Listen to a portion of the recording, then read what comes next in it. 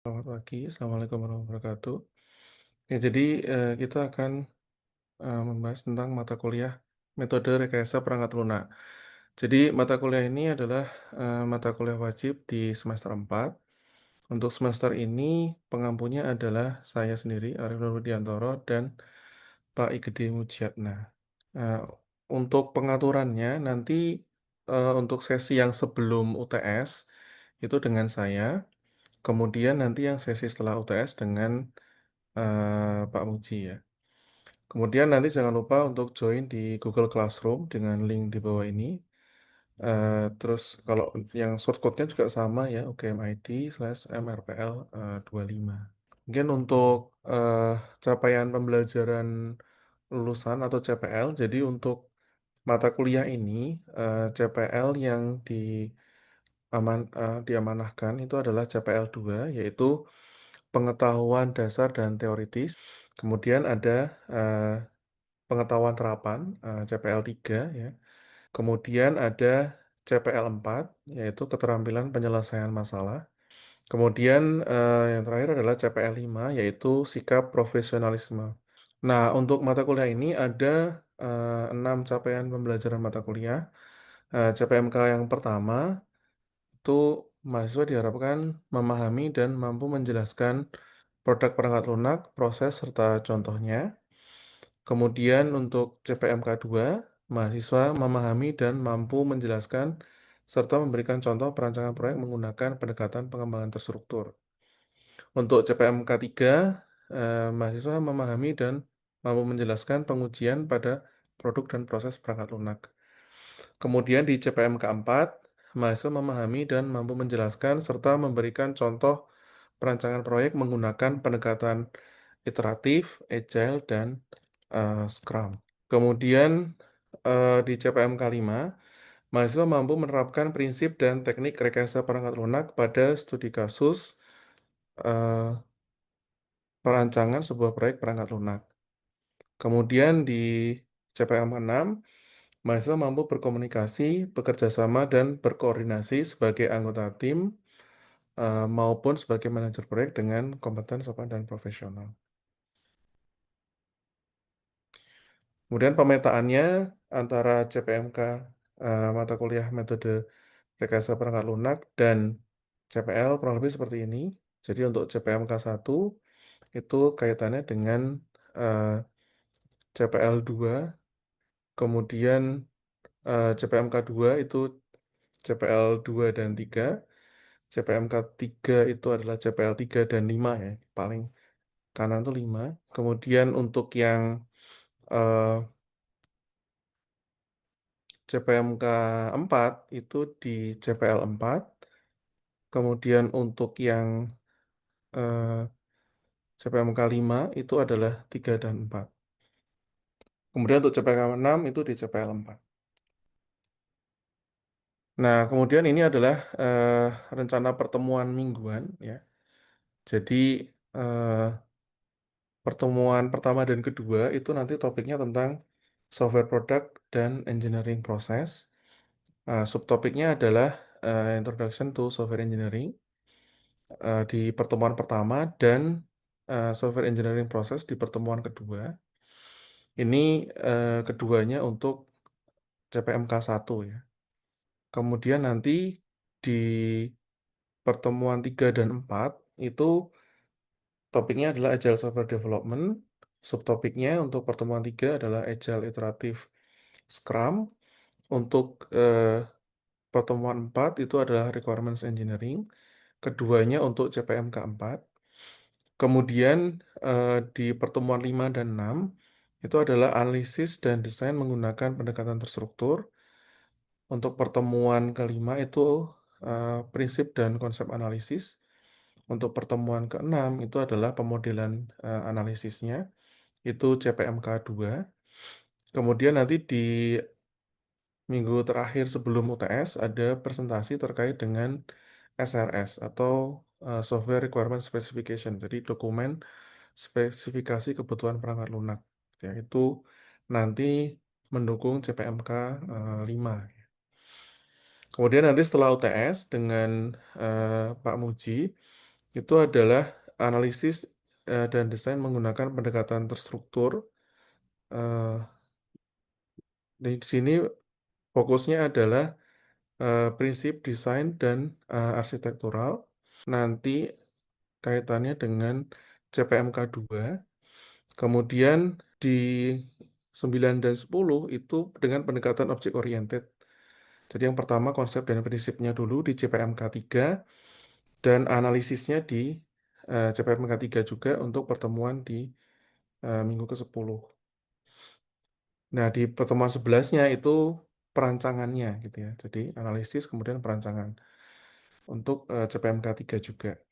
Dan di 2 pertemuan selanjutnya, software product dan engineering process, yang pertemuan ke-12 adalah software testing, CPMK 1, dan software evolution, CPMK 1 juga di pertemuan ke-13. Nah, di pertemuan terakhir nanti ada final project presentation untuk CPMK 6. Nah, untuk penilaiannya seperti ini matriksnya ya. Jadi nanti ada aktivitas partisipatif itu di bobotnya 20%, yang terdiri dari 5% untuk CPMK 2, 5% untuk CPMK 4, dan 10% untuk CPMK 6. Kemudian ada project based learning. Nah, ini yang kaitannya dengan project tadi ya, itu ada di 30% ya. 20%-nya di CPMK 5 dan 10%-nya di CPMK 6.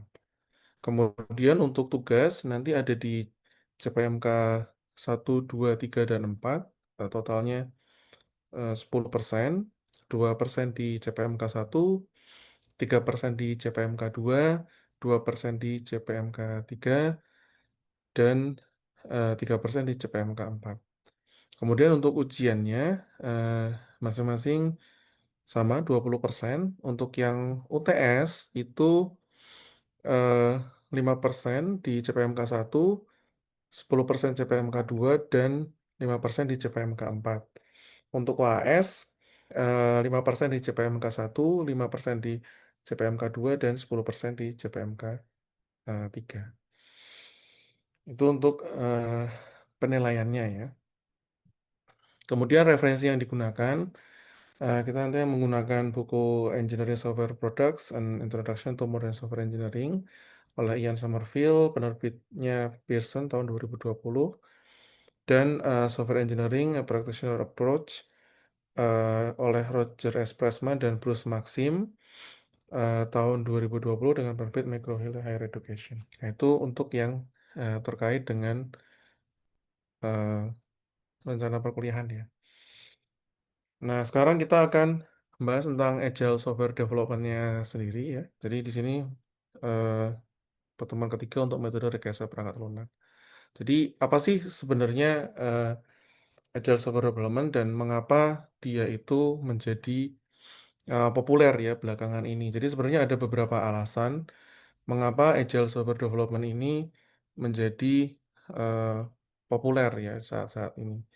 Yang pertama terkait dengan kebutuhan untuk pengembangan software yang cepat ya, dan delivernya juga cepat. Jadi kalau metode yang tradisional yang mungkin sudah kita bahas yaitu metode waterfall itu biasanya memiliki siklus pengembangan yang panjang ya. Jadi kalau di waterfall itu kan ada beberapa proses yang mungkin sama ya, software development life cycle. Itu ada pertama kan biasanya pengumpulan requirement, kemudian analisis, desain, implementasi, dan pengujian.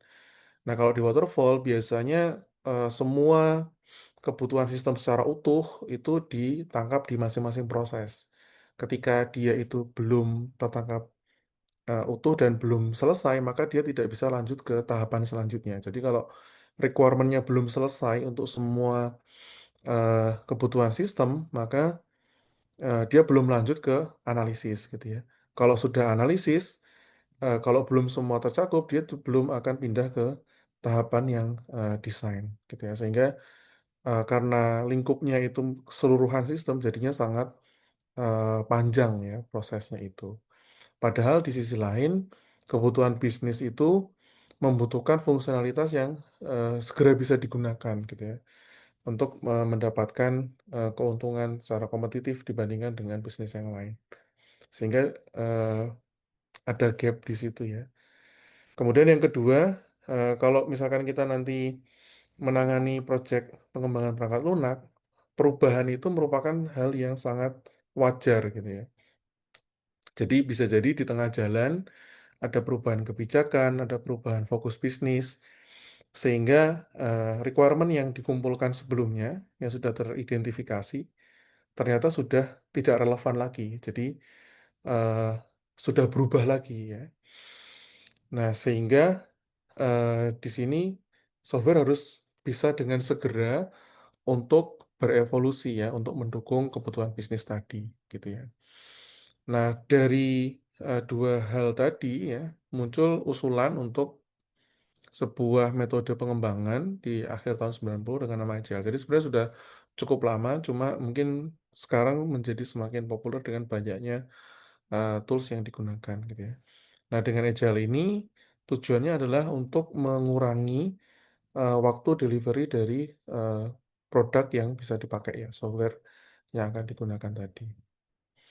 Nah, kalau secara prinsip ada 5 ya prinsip terkait dengan metode Agile. Yang pertama, customer involvement atau keterlibatan customer, ada incremental delivery, jadi produknya di deliver secara bertahap gitu ya. Kemudian fokus ke orang, bukan ke proses.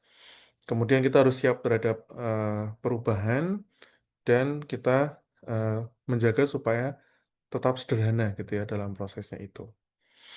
Nah, untuk yang pertama, keterlibatan customer. Jadi di sini customer sebagai pihak yang kita bantu pengembangan softwarenya itu dilibatkan secara anu ya terus-menerus gitu ya dalam proses pengembangan sistemnya.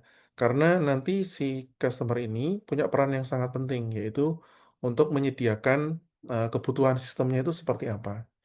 Kalau sudah tersedia kebutuhan sistemnya, nanti juga perlu membantu untuk memprioritaskan dari semua requirement tadi, mana yang harusnya dikerjakan duluan gitu ya. Kemudian karena di Agile itu prosesnya iteratif ya atau incremental, maka proses evaluasinya itu dilakukan juga oleh customer tadi. Jadi memang ada customer yang harus dilibatkan secara langsung dalam pengembangan sistemnya, gitu ya. Dengan harapan bisa tadi ya mempercepat proses pengembangan sistem. Untuk prinsip yang kedua itu adalah incremental delivery ya. Jadi di sini softwarenya itu tidak eh, dikerjakan langsung sampai jadi semua gitu ya. Tapi dikerjakan eh, sesuai dengan prioritas yang sudah didefinisikan bersamaan dengan customer tadi gitu. Jadi dalam satu iterasi mengerjakan sebagian fungsionalitas dari sistemnya sampai jadi seperti itu. Nah, si customer itu nanti yang menentukan mana sih yang akan dikerjakan pada sebuah iterasi tertentu. Seperti itu. Kemudian selanjutnya adalah yang ketiga, fokusnya ke orang, tidak ke proses. Jadi di sini nanti anggota tim itu kemampuannya diakui gitu ya. Jadi dianggap memiliki kemampuan yang cukup dan dimanfaatkan sebesar-besarnya seperti itu. Jadi caranya bagaimana pengembangannya itu diserahkan ke style masing-masing gitu ya. Kalau misalkan ada yang perlu didiskusikan, nanti modelnya komunikasi yang mungkin setara gitu ya. Jadi tidak ada proses birokrasi yang dianggap menghambat gitu ya dalam pengembangan sistemnya itu. Kemudian yang keempat adalah embrace change. Jadi di sini kita sudah yakin gitu ya bahwa perubahan requirement itu pasti akan terjadi. Gitu. Jadi kita sebaiknya juga bisa merancang sistemnya untuk mengakomodir perubahan tadi. Jadi kalau misalkan kita tahu bahwa perubahan peraturan itu sering terjadi gitu ya, dan mungkin ada sebuah antarmuka, mungkin form gitu ya, yang harus berubah ketika peraturannya berubah, maka bisa jadi kita merancangnya adalah eh, dengan bagaimana caranya supaya perubahan itu tidak harus dibuat dalam bentuk kode gitu ya. Jadi dibuat dalam bentuk konfigurasi. Jadi ketika ada perubahan form, nanti ya konfigurasinya bisa diubah sendiri oleh customer atau user gitu ya, sehingga kita tidak perlu lagi mengubah dari sisi programnya. Seperti itu contohnya gitu ya. Kemudian yang kelima itu adalah kita menjaga simplicity ya. Jadi bagaimana supaya eh, prosesnya, software yang dibuat itu tetap sederhana.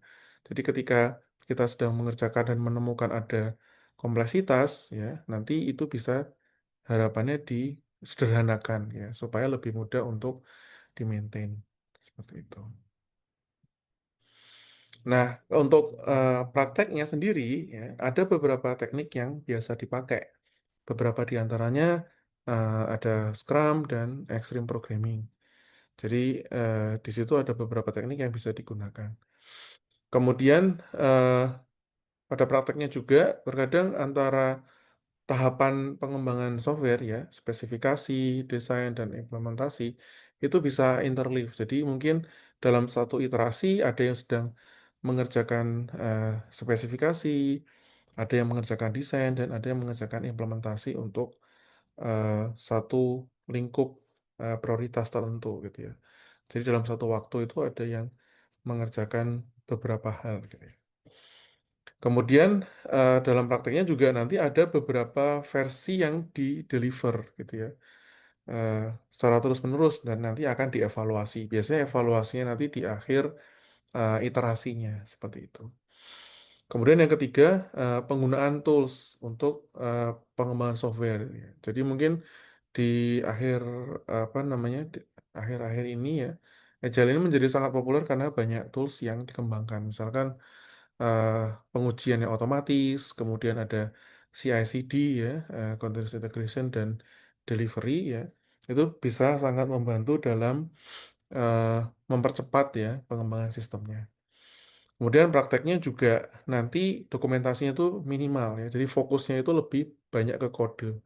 Jadi sehingga kodenya itu kalau bisa simple ya. Jadi ketika kodenya simple itu dia juga bisa menjelaskan gitu ya, menjelaskan dirinya sendiri sehingga dokumentasinya jadi minimal. Jadi misalkan nama fungsinya itu eh, bisa menjelaskan tentang apa yang dia lakukan gitu ya. Nama variabel juga menjelaskan tentang variabelnya itu tentang apa gitu ya. Sehingga nanti harapannya dengan penulisan kode yang sederhana dan bisa menjelaskan dirinya sendiri atau self explain, dokumentasinya meskipun minimal masih tetap bisa di-maintain seperti itu. Nah, untuk teknik beberapa yang sering digunakan itu adalah extreme programming dan Scrum ya. Kita lihat nanti ya extreme programming seperti apa, Scrum itu seperti apa. Nah, pertama yang extreme programming, jadi di sini pendekatannya pendekatan ekstrim gitu ya, ketika melakukan pemrograman. Nah, jadi ekstrimnya seperti apa? Jadi bisa nanti dalam satu hari ada beberapa versi yang di-build ya. Di-build ini artinya eh, ada kode yang sudah selesai, kemudian langsung diproses untuk menjadi sebuah produk yang bisa dirilis ya. Jadi mungkin versinya itu versi rilisnya kecil-kecil dengan perubahan-perubahan yang kecil gitu ya. Dan kemudian ekstrim yang selanjutnya adalah pengembangannya itu berbasis tes ya. Jadi selain kita membuat kodenya, kita juga membuat eh, automated unit testingnya. Jadi biasanya kan kalau kita membuat kode itu ada yang namanya unit testing, di mana kita menguji ya, mengetes kode kita itu jika diberikan sebuah input, apakah outputnya itu sudah sesuai atau belum. Gitu ya. Nah nanti ada sebuah framework yang bisa digunakan untuk melakukan unit testing secara otomatis dan itu nanti bisa dipasang juga ya dengan tools tadi sehingga ketika ada perubahan kode ya yang mungkin diarahkan untuk sebuah rilis itu bisa diatur supaya eh, sebelum produk atau perubahan tadi dirilis semua tes itu dijalankan lagi. Nah, ketika semua tesnya itu sudah pass ya, sudah berhasil lolos, maka proses build untuk rilis yang selanjutnya itu bisa dilanjutkan seperti itu. Jadi semua kode ya, selain kodenya dibuat, unit test untuk kode tersebut juga harus dibuat dan dimasukkan ke dalam workflow dari tools ya. Kemudian yang selanjutnya eee, ada proses untuk melakukan refaktor secara terus-menerus. Ya, refaktor sendiri definisinya itu kan itu ya, bagaimana kita bisa memperbaiki atau mengimprove kode yang dibuat supaya kodenya itu semakin, sederhana dan pada efek akhirnya adalah mudah untuk di-maintain, ya. Jadi di refaktor itu ketika developer membuat kode juga sekalian mengecek ya, apakah ini perlu di-refactoring atau enggak gitu ya.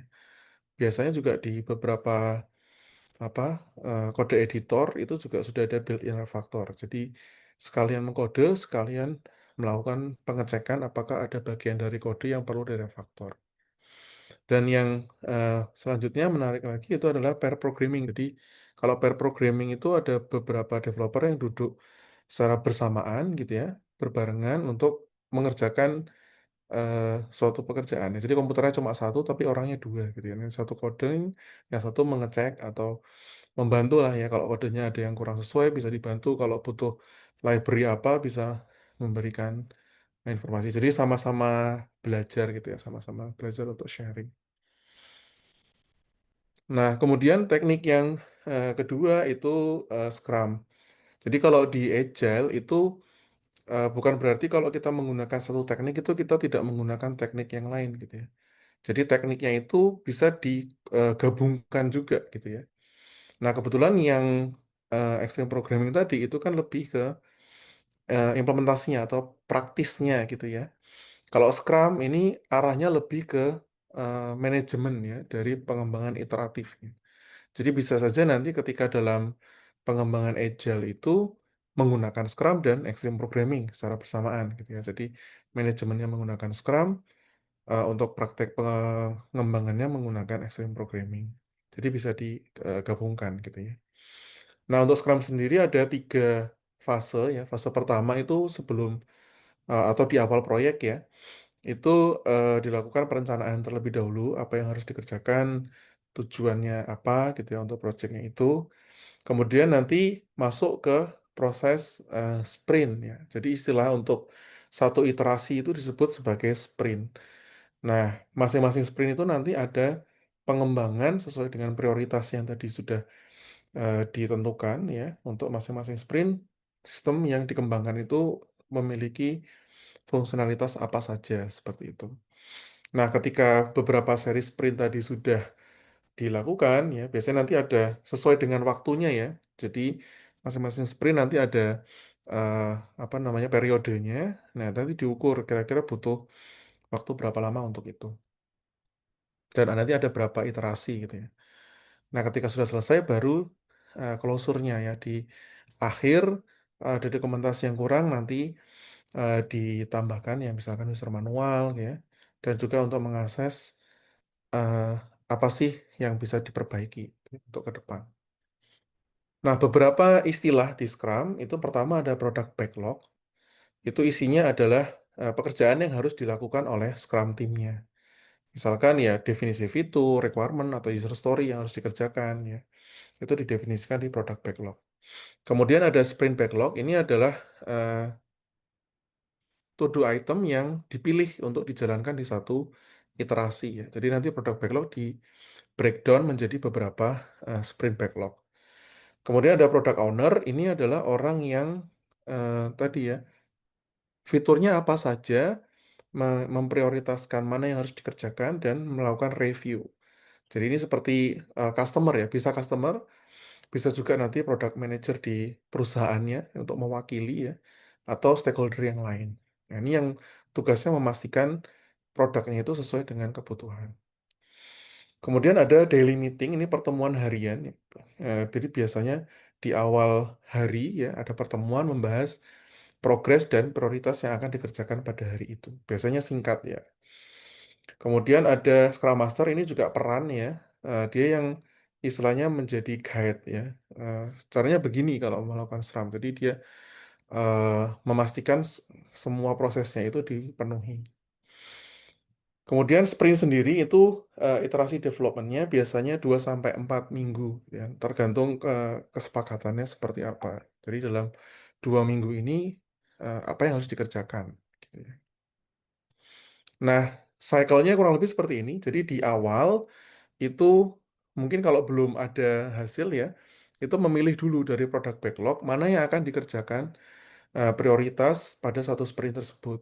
Nah, itu direncanakan, kemudian dimasukkan ke sprint backlog.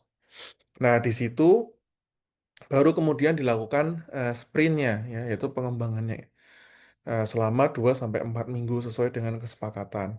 Nah, di setiap harinya nanti ada Scrum meetingnya atau daily meeting tadi, eh, mengevaluasi apa yang sudah dikerjakan kemarin dan apa yang akan dikerjakan hari ini.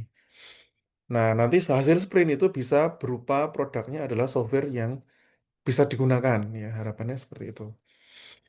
Nanti setelah di akhir sprint juga direview softwarenya tadi oleh product owner, ya. Apakah masih ada masukan, apa ada yang belum selesai, eh, kemudian nanti sprintnya itu kembali ke yang awal ya. Jadi hasil pekerjaannya tadi masih ada yang kurang nggak, ada yang salah nggak, ada kebutuhan yang berubah nggak, gitu ya. Itu bisa masukkan ke produk backlog lagi untuk kemudian selanjutnya dipilih untuk dikerjakan di sprint berikutnya. Gitu ya. Mungkin sebelum tugas ini ada yang mau ditanyakan dulu. Izin bertanya, Pak. Ya, Baik, tadi sempat diutarakan oleh Pak Arif dari penggunaan Agile dan Scrum ini ada beberapa tools yang bisa digunakan gitu, Pak. Kalau boleh tahu untuk toolsnya sendiri apa saja ya, Pak? Contohnya seperti yang untuk manajemen dan juga mungkin yang untuk eksekusi dalam developmentnya itu sendiri. ya. Jadi untuk tools yang terkait dengan Agile itu sekarang sudah banyak disupport di repository ya. Jadi kalau kita membuat kode, itu kan kodenya masuk ke ada versioning ya. Jadi untuk setiap versi nanti tercatat menggunakan tools versioning dan di repository ya seperti GitHub atau GitLab itu nanti kode-kodenya tersimpan di situ. Nah, itu ada tools yang kita sebut sebagai CI/CD ya, Continuous Integration dan Continuous Development yang nantinya bisa kita setting untuk diintegrasikan dengan baik itu server staging untuk pengujian atau server deployment untuk langsung digunakan seperti itu. Kalau misalkan dia bentuknya aplikasi seperti Android itu bisa langsung di-build untuk menjadi sebuah apa executable yang bisa dipakai atau diinstal gitu ya. Nah, nanti eh, ada CI/CD tadi di repository. Kemudian untuk yang pengujiannya itu ada unit testing ya. Tergantung dari bahasa pemrogramannya. Kalau misalkan Java ada Java unit, PHP ada PHP unit. Nah, ketika itu dibuat, itu bisa kita setting di konfigurasi CI/CD-nya. Ketika ada sebuah perubahan kode yang di merge ya, digabungkan ke satu line yang menuju ke staging atau ke release, itu untuk mengeksekusi semua testing seperti itu. Jadi nanti kalau ada perubahan kode yang dimasukkan ke situ, kemudian nanti testingnya itu dijalankan semua. Kalau pas, baru nanti bisa keluar ke server staging atau server production tadi. Nah, terkait dengan manajemen, sebenarnya juga ada eh, di repository juga ada ya untuk eh, pembagian task dan segala macamnya. Jadi sebenarnya sudah ada semua seperti itu. Jadi yang GitHub, GitLab itu mereka biasanya sudah cukup lengkap ya untuk bisa digunakan. Cuma mungkin nanti tambahannya terkait unit testing tadi. Seperti itu mungkin ya, Mas Josia. Baik, Pak. Terima kasih, Pak. Ya, oke, makasih. Kemudian anu ya, mungkin terkait dengan tugas ya. Jadi kemarin kita sudah mencoba mendefinisikan studi kasus dan kebutuhan sistem ya. Jadi nanti untuk tugas selanjutnya adalah membuat produk backlog untuk semua kebutuhan sistem tersebut. Jadi di list saja produk backlognya. Kemudian nanti membuat rencana pembagian produk backlog menjadi backlog untuk 8 sprint ya. Jadi nanti kan harapannya eh, bisa diselesaikan 8 sprint ya sampai selesai. Kemudian nanti justifikasinya juga disertakan prioritas sama beban pekerjaan untuk masing-masing sprint itu seperti apa. Nah, ini nanti dikumpulkan di Google Classroom ya minggu depan. Oke, mungkin itu eh, yang bisa saya sampaikan hari ini. Terima kasih. Saya tutup. Selamat Malam, assalamualaikum warahmatullahi wabarakatuh.